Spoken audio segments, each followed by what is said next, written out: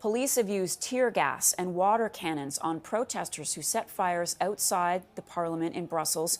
Farmers from France, Belgium, Italy, and Spain are all taking part in these protests. They want European leaders to do more to help them deal with taxes and rising costs.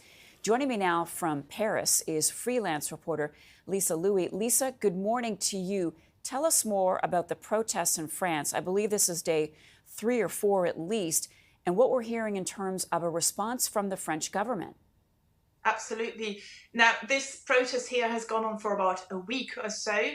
Just right now, the farmers are still blocking the main access roads to Paris, but not the secondary roads. They were threatening to block all access roads to Paris. They were also threatening to invade the Rungis wholesale food market just out of Paris that is providing produce for Paris and surroundings. But the government blocked them actually from getting that far. They also blocked them, at least so far, from getting into Paris. As you said, they are striking, they're protesting against rising costs. They're saying, we can't make ends meet.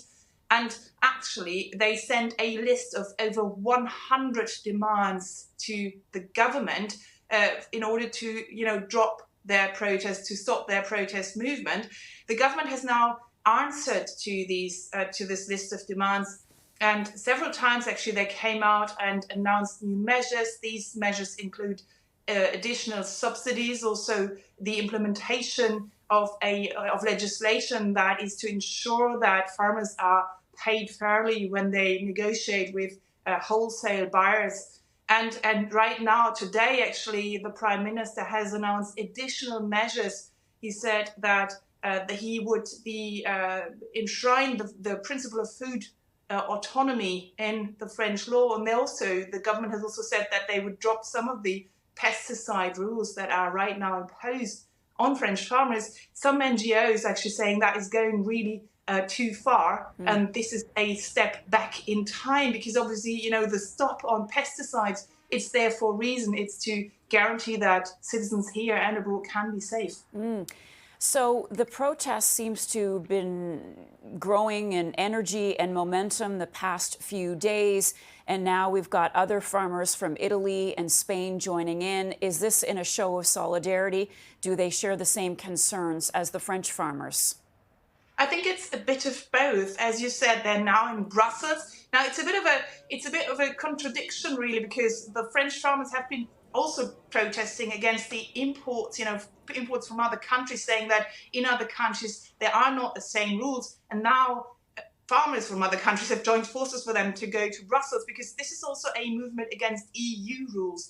One example of that is that rule that French farmers need to reserve 4% of their land and keep it uncultivated to protect biodiversity.